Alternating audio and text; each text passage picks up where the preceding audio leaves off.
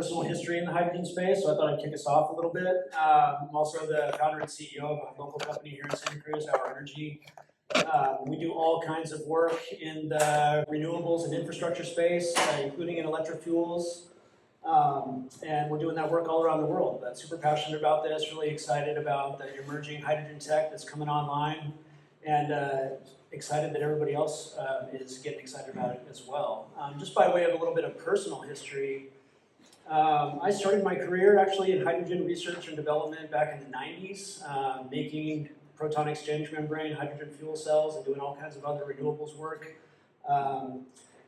Did some cutting edge work up in Humboldt actually with the Schatz Energy Research Center that continues to pioneer in that space, and I encourage you guys to check them out and all the work that they're doing. And other than that, I'm going to keep it super brief. I'm going to do a little bit of a hydrogen 101 here very quickly, and then I'm going to hand it off to all the other hydrogen experts that are in the room here, and looking forward to going after me. So, not that way, this way. Quickly, it's not exactly new tech, but there's a lot of new tech coming online. The picture on the left is circa 1940s. Hydrogen fuel cells kind of had a similar form factor even all the way back then. It was a technology that was incubated and first deployed in the space program and then commercialized later on. I mentioned the Schatz Energy Research Center. They were a very early pioneer, kind of unsung heroes in this space, tucked up in Humboldt. And this is a photo on the right of what I would say is probably one of the OG solar green hydrogen projects in the country, if not in the world. It's up at a little marine lab up in Humboldt County in Trinidad, California.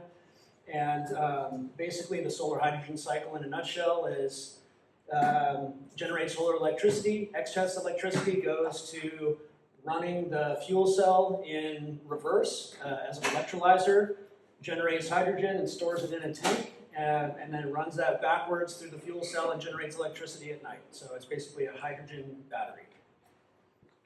And I encourage you guys to check out the Schatz Center up in Humboldt. They've been expanding a lot now that it's Cal Poly up that way, and they're still doing and pioneering a lot of great work in this space up there.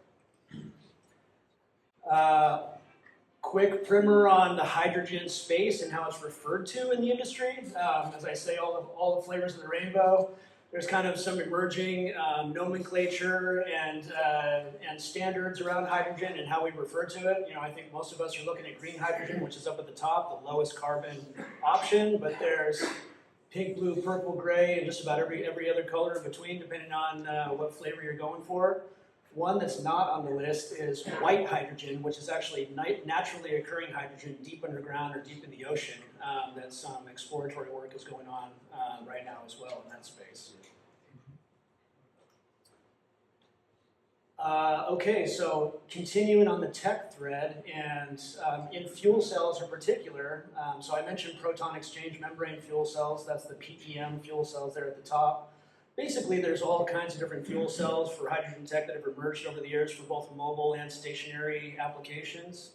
A lot of us have probably heard about Bloom Energy, maybe over the hill. They're kind of one of the more ubiquitous companies in the stationary fuel cell space. They operate on solid oxide fuel cells, the ones that are all the way down there at the bottom that operate at super high temperatures. But there's a whole spectrum in between in different use cases. Moving on here, I want to talk about California a little bit. And I want to plug too, Doug actually shared with me a presentation that somebody from the GoBiz office in the state of California shared recently. There is a massive initiative, statewide initiative and consortium that OurEnergy is actually a proud partner in as well, to create a national hydrogen hub in California. There's a big Department of Energy and federal initiative around this to create these hydrogen hubs, about 5 or 6 of them in some pockets around the United States. California formed a consortium to go after about $1 billion to be one of those. And as you can see, it's kind of all of the above and a little bit of everything as far as the hydrogen market development is concerned. And the target markets that are really going to bubble to the top here in the early days are going to be heavy industry, power generation, and transport. I think we've all kind of seen some of the hype around fuel cell consumer vehicles starting to come online.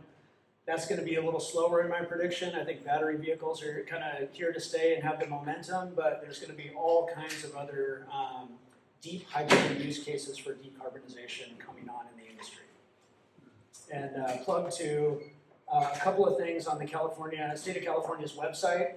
We're not going to have time to watch this video, but there was some news recently, kind of some folks from the GoBiz office just elaborating on what all the plans are about here in California that I mentioned, and a couple of links there for you guys to follow it up if you're interested. But I'm going to leave it there. I wanted to keep it brief. We've got all kinds of cool content, so I'm going to hand it off to Larry.